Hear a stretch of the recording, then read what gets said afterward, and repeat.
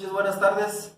Aquí nuevamente con las clases virtuales. El día de hoy vamos a ver el tema de fotosíntesis. Este tema ya lo habíamos abordado un poco en el salón de clase antes de que se presentara esto de la pandemia. Sin embargo, es necesario que ustedes adopten bien los conocimientos de este capítulo debido a que tiene gran relevancia en el entendimiento de cómo crece la planta, cómo se desarrolla y cómo forma materia seca para el rendimiento final, que es lo que nos interesa. Es necesario también que recuerden que ustedes están llevando a cabo 3 experimentos, de los cuales la fotosíntesis está impactando fuertemente sobre el comportamiento de esas plantas que ustedes están midiendo, que están tomando variables. Entonces, para que ustedes puedan hacer su escrito final, donde vienen los resultados que localizaron en cada experimento, pues deben de tener claramente la fotosíntesis como impacto. Bueno, para ello vamos a recordar rápidamente, me voy a ir moviendo a través de las diapositivas. No me voy a detener mucho porque, como se los comentaba, este tema ya lo observamos, no a detalle, pero ya lo hemos visto. Bueno, aquí en la diapositiva lo que estamos viendo es un cloroplasto. Acuérdense que un cloroplasto pues es un orgánulo que está dentro de la célula. Podemos en las células tener cientos o miles de cloroplastos, dependiendo de los tejidos de los cuales estemos hablando, del tipo de planta. Bueno, pero en realidad el cloroplasto tiene partes muy importantes. Algo que relativamente nos interesa a nosotros son los tilacoides. Los tilacoides son estas pequeñas estructuras como en forma de monedas que se agrupan en pilas, a las cuales se les llama granas. Entre las granas hay espacios huecos, a los cuales se les denomina estromas, ¿sale? Entonces los estromas son esos sitios, esas regiones donde en el cloroplasto se llevan a cabo muchas reacciones bioquímicas.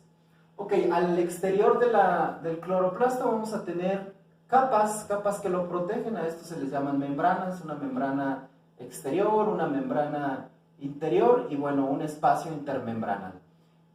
Un espacio donde el cloroplasto puede llevar a cabo también reacciones de producción de energía.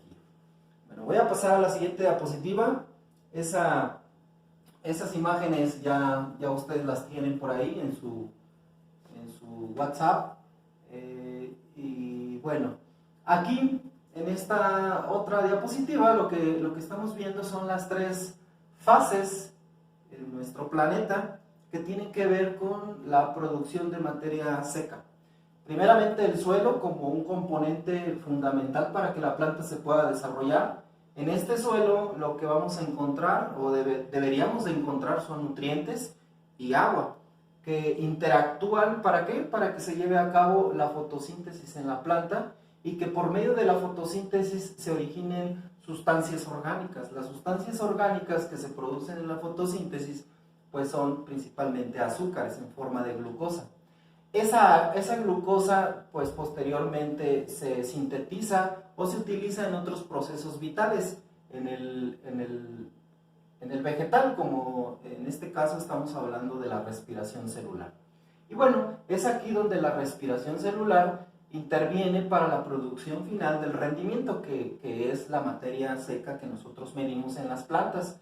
La respiración celular engloba una producción de energía en forma de ATP. Recuerden que el ATP es el adenosín trifosfato, ¿verdad? Y bueno, la atmósfera, que es otro de los componentes fundamentales en el crecimiento y en el desarrollo de la planta, pues aquí tenemos 4 factores que impactan directamente sobre esta característica: la calidad de luz, la cantidad de CO2, la disponibilidad de oxígeno y también qué cantidad de humedad ambiental puede haber en el ambiente.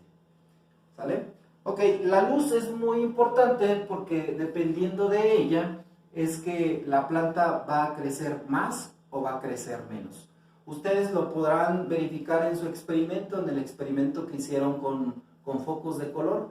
Hay focos, o más bien, hay plantas que con focos de luz verde, la planta no creció, no desarrolló prácticamente mucho, debido a que como en el cloroplasto hay pigmentos fotosintéticos, que es clorofila, y la clorofila no puede captar la energía del mismo color, entonces por eso llega un momento en que la planta ya no puede crecer, ya no puede desarrollar, porque está limitada por la luz. Ok, entonces la luz a nuestro planeta llega en forma de ondas de luz, a los cuales nosotros denominamos en la agricultura como fotones. También es importante comentar y recordar un poquito que la longitud de onda que emite el sol solamente se aprovecha una parte por la planta. La longitud de onda que se utiliza por la planta aproximadamente es entre los 450 nanómetros y los 700 nanómetros. Ahí es donde vamos a encontrar todos los colores visibles por el ojo humano y que la planta obviamente utiliza esos colores para llevar a cabo su metabolismo. Ok, aquí vemos una representación de la luz emitida por el sol, como a través de un prisma es atravesada esa luz blanca y se descomponen todos los colores. Esto es lo que sucede cuando se presenta un arco iris. La luz del sol atraviesa las gotas de agua y es por eso que se descompone la luz blanca en sus diferentes colores y ahí tenemos la luz visible. Ok, cada uno de esos colores pues tiene una longitud de onda, que permite a la planta pues absorberlo, ¿no? Dependiendo del pigmento que tenga la planta.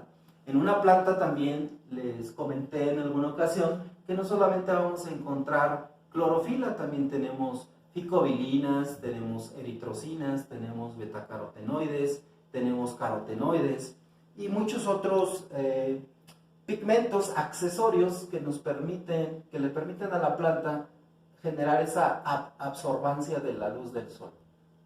Ok, y bueno, en la agricultura, pues definitivamente que la luz y la fotosíntesis hacen posible tener alimentos para la sociedad. Y bueno, necesitamos saber nosotros como ingenieros agrónomos cuáles son los procesos que se llevan a cabo internamente en el vegetal. Aquí tenemos una representación de una hoja. La hoja en la parte más externa, en la parte del haz, vamos a tener una cutícula. La cutícula, ustedes saben que es una serie de compuestos, normalmente aceites o ceras, que protegen a la epidermis, y la epidermis es un conjunto celular en forma de tabiques que hace posible mantener una turgencia en la hoja. Bueno, más hacia adentro vamos a encontrar un tejido que se conoce como mesófilo en empalizada. Este mesófilo en empalizada tiene una característica importante. Primeramente, que posee grandes cantidades de cloroplastos. Y la otra es la forma de sus células. La forma de las células es alargada, como si fueran pequeños bastones o pequeños palos.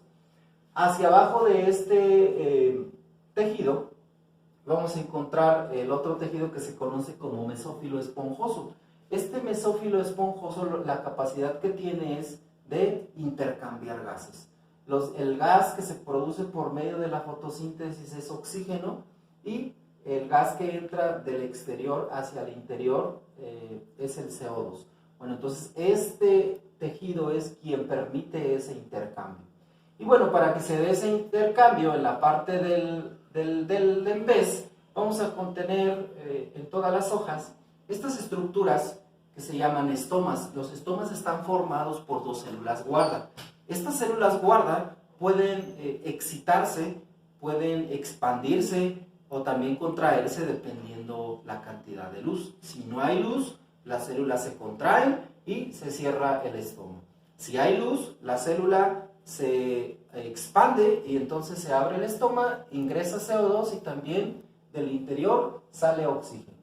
En la parte central de todos los tejidos, en este caso del órgano de la hoja, vamos a tener los vasos de conducción o el haz vascular, que se conoce como xilema y floema, que ya también ustedes saben la función de cada uno de ellos.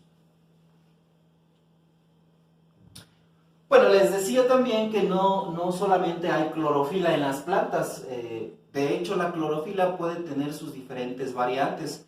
puede ser desde la clorofila A hasta la clorofila E o hasta la F.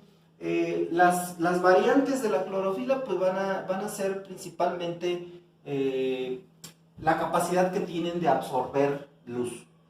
Bueno, y la clorofila pues definitivamente que es un compuesto tan relevante en la agricultura y en las plantas que debemos de conocer cómo es su estructura química. Bueno, la clorofila está formada por una cabeza tetrapirrólica con un átomo de magnesio y tiene una cola con un alcohol saturado de cadena larga que se le llama fitol. Si nosotros viéramos esa representación en una imagen, pues sería como un papalote. Aquí están las cadenas pirrólicas que están formando alrededor del núcleo de magnesio y la cadena de este alcohol saturado. Ok, también entre una clorofila y otra, por ejemplo, aquí vemos la diferencia entre la clorofila A y la clorofila B. La única diferencia va a ser un radical que se inserta en la molécula de carbonos que están en las membranas, en las cadenas lipídicas. Aquí, por ejemplo, en la clorofila A vemos un radical metilo. En la clorofila B vemos un radical cetona.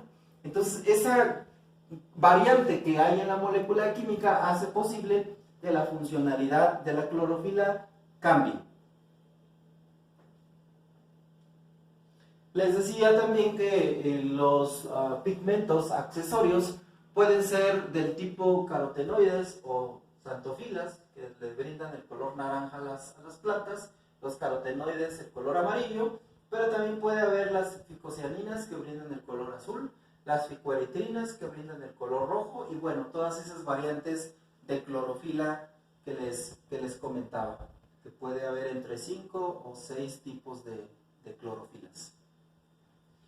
Bueno, ¿y por qué es importante conocer el proceso de fotosíntesis? El proceso de fotosíntesis es lo que nosotros como ingenieros utilizamos para poder explicar muchos fenómenos que se dan en la agricultura y que también nos sirve para entender cómo podemos hacer que una planta pueda crecer más rápido y pueda ser más productiva. Bueno, entonces la fotosíntesis es un proceso de óxido-reducción en el que el carbono del CO2 se reduce a carbono orgánico, o sea, a glucosa. Y bueno, mediante una reacción lo podemos expresar de la siguiente manera. 6 moléculas de CO2 más 6 moléculas de agua más 686 kilocalorías por mol, que es lo que nos aporta de energía a la luz. Esto nos va a dar igual a una molécula de glucosa y 6 moléculas de oxígeno. Si lo ponemos en una reacción química, lo que sucede en la fotosíntesis, esto es lo que tendríamos. Bueno, entonces la fotosíntesis no es un proceso tan fácil de entender. Es un proceso complejo donde se llevan a cabo muchas reacciones bioquímicas. La fotosíntesis se lleva a cabo en 2 etapas, la fase luminosa y la fase oscura. Ustedes saben bien que en la fase luminosa lo único que sucede es que se fotoliza el agua que está en los cloroplastos a nivel de tilacoide. En el tilacoide no solamente tenemos clorofila, también hay agua. Y esa agua durante el día se fotoliza por acción de los fotones de luz. ¿Qué es fotolizar? Pues que se destruye la molécula de agua. Se forman protones y se forma oxígeno. De la misma manera, en la fase luminosa, lo que vamos a tener es que empezamos a observar el comportamiento de crecimiento del vegetal. Las plantas normalmente crecen durante el día y necesitan energía.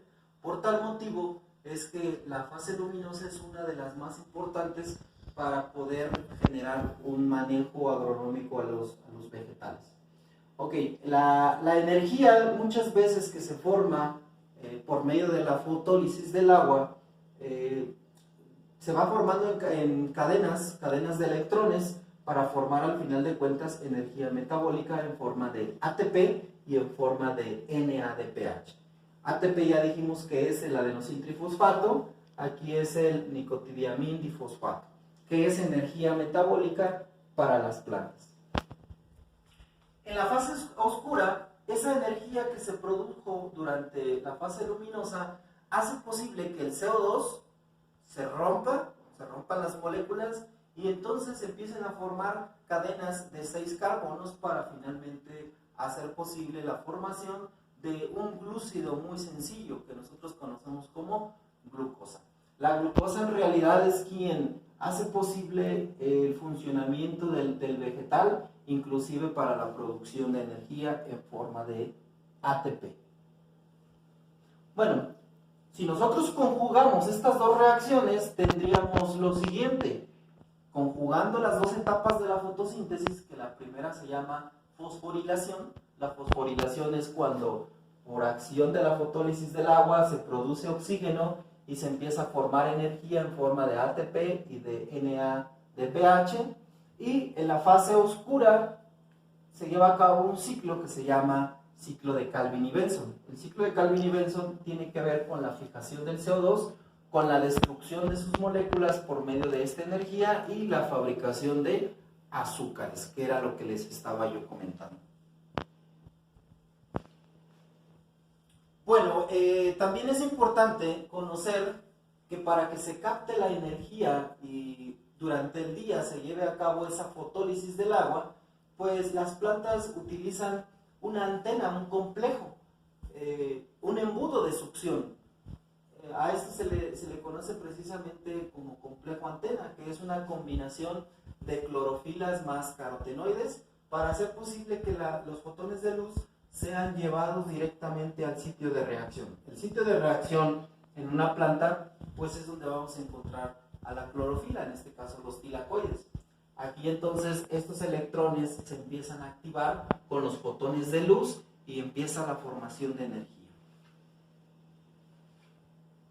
Es importante reconocer que en la fase luminosa, me voy a adelantar un poquito, en la fase luminosa tenemos dos fotosistemas.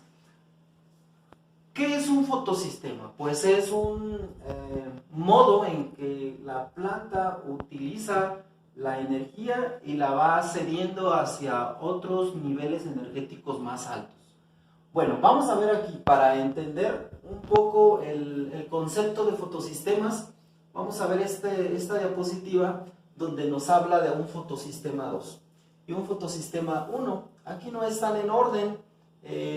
¿Por qué no están en orden? Porque cada fotosistema absorbe diferente longitud de onda del sol. Por eso es que en las imágenes siempre van a encontrar el fotosistema 2.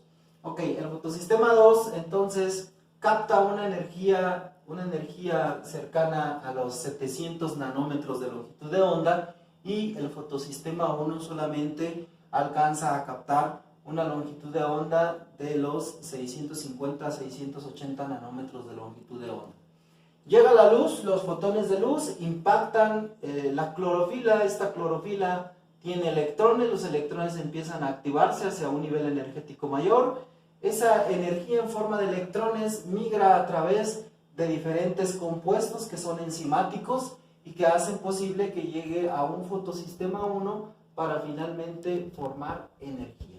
En cada uno de estos pasos o brincos de energía o de electrones, ustedes ven que se va formando energía. Aquí en esta primera etapa del paso del fotosistema 2 al fotosistema 1 se forma energía en forma de ATP, y del fotosistema 1 al fotosistema 2, que vuelve a regresar, se forma NADPH. Entonces estas enzimas que tenemos aquí nos ayudan a que esos electrones que están contenidos en la clorofila empiecen a elevar su nivel energético para producir esa energía que necesita el vegetal durante el día y que se va a utilizar durante la tarde. Aquí vemos también que el agua es fotolizada y se produce, por cada molécula de agua se produce media molécula de oxígeno y se van a producir dos protones.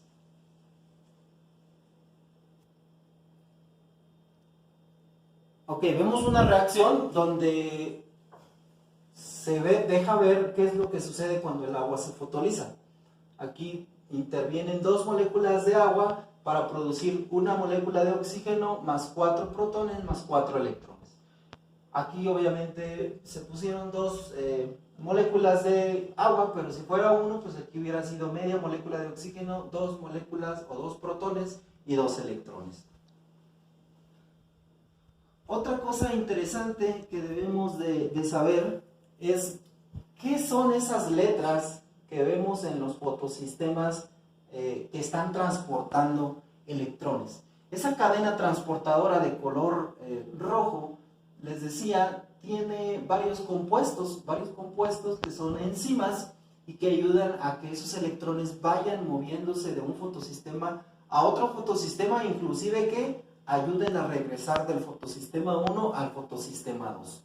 Bueno, el primer compuesto que tenemos aquí es la ferredoxina, o también se le puede denominar como feofitina. La PQ es la plastoquinona.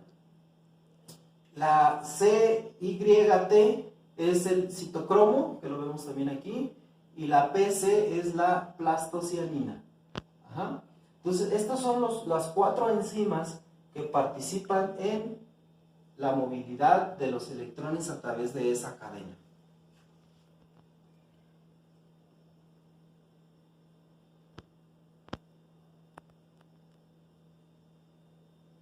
Ok, entonces resumiendo, lo que acabamos de ver es que la planta hace azúcares en base a los recursos que tiene de agua, de luz, de oxígeno y de CO2.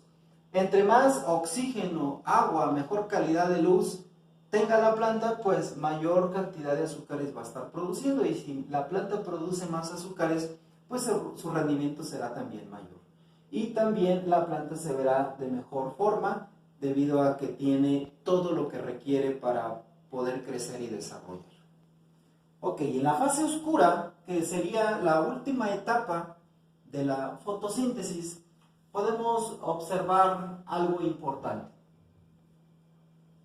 A esto se le llama carboxilación o ciclo de Calvin y Benson.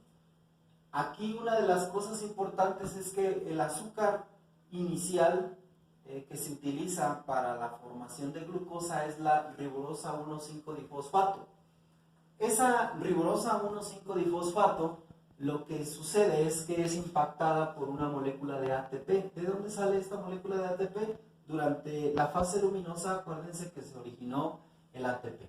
Bueno, entonces la rubisco es una enzima que hace posible que el CO2 se vaya fijando en el estroma del cloroplasto. Y entonces por medio de la rubisco y la energía en forma de ATP se forma ribosa 1,5-difosfato, que es transformada posteriormente hacia ácido 3-fosfoglicérico. Ese ácido 3-fosfoglicérico es nuevamente impactado por una molécula de ATP, o sea, es fosforilado, y entonces se forma otro compuesto que es el 3-fosfogliceraldehído. Cuando se forma el 3-fosfogliceraldehído, aquí ya sale una molécula de glucosa. Esta molécula se vuelve a regenerar y se forma otra vez la ribosa 1,5-difosfato por medio de la energía en forma de ATP. Y este es un ciclo que no para durante gran parte de la tarde para que la planta esté teniendo glucosa y sea aprovechada posteriormente durante toda la noche para hacer respiración celular.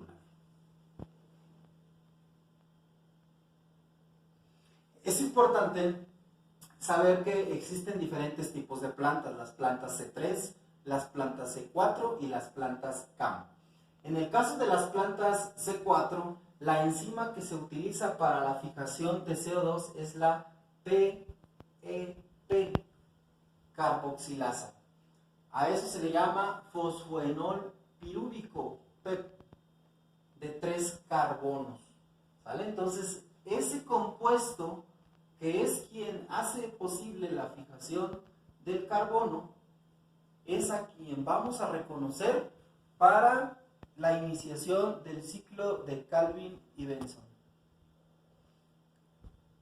Ahora, en el caso de las plantas CAM, el ácido crasuláceo es quien en realidad hace la fijación del CO2 en este tipo de plantas. Ok, vamos a ver entonces cómo se altera finalmente la fotosíntesis. Para que se incremente la fotosíntesis, necesitamos que la luz sea de excelente calidad. También necesitamos que exista CO2 y oxígeno en niveles correctos y a niveles de temperatura también elevados. Si hay una buena disponibilidad de humedad y de nutrientes, la fotosíntesis también se va a incrementar. Estos son factores exógenos que tienen que ver con el incremento o la reducción en la fotosíntesis. Pero también tenemos factores endógenos. Vamos a ver si es una planta C3, C4 o es una planta CAM. La densidad de los estomas. No todas las plantas tienen la misma cantidad de estomas por centímetro cuadrado. Igualmente, no todas las plantas tienen la misma área foliar. Hay plantas muy arborescentes, hay plantas que tienen hojas muy pequeñas, muy reducidas. Inclusive la edad de la hoja. La edad de la hoja, entre más edad tenga una hoja, menor fotosíntesis. Entre menor o más joven sea la hoja, la fotosíntesis va a ser mayor. Los niveles hormonales, una planta pequeña, sus niveles hormonales probablemente sean mayores y genere mayor fotosíntesis que una planta de una edad más avanzada. Entonces hay muchos conceptos que tienen que ver con la fotosíntesis neta, pero la fotosíntesis neta va a estar relacionada directamente sobre los factores exógenos y los factores endógenos. Hasta aquí yo quisiera que ustedes entendieran los conceptos que hemos visto. Ya algunos de ustedes han estudiado más a profundidad el tema. Todo esto que viene en la presentación es parte de lo que ustedes tienen que utilizar como un complemento para hacer su escrito con los resultados de cada uno de los experimentos que están desarrollando y que en breve ustedes tienen que entregar. Bueno, entonces yo los dejo aquí. Muchas gracias por su atención y nos vemos en el próximo video.